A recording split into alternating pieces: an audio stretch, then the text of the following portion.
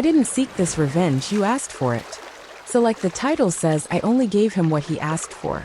And it was definitely petty. So I was married to a very manly man for 17 years.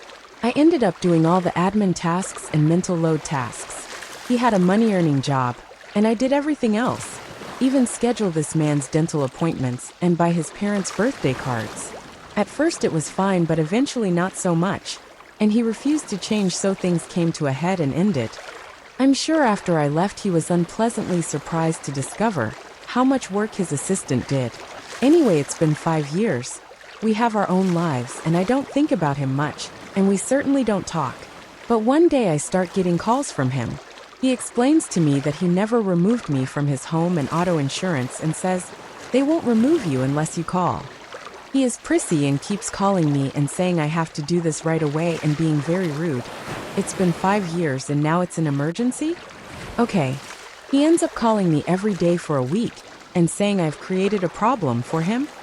I called the company and the woman on the phone says, no, we totally would have removed you, he never asked.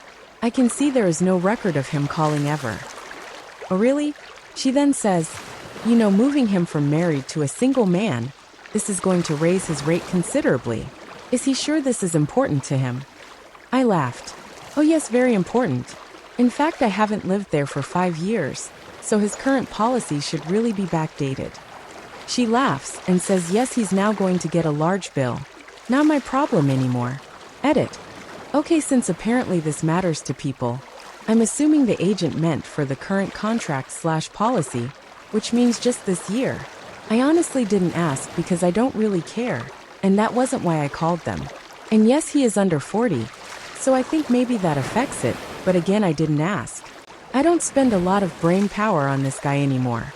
I do think PPL are probably right about him having a new girl that was upset, lol.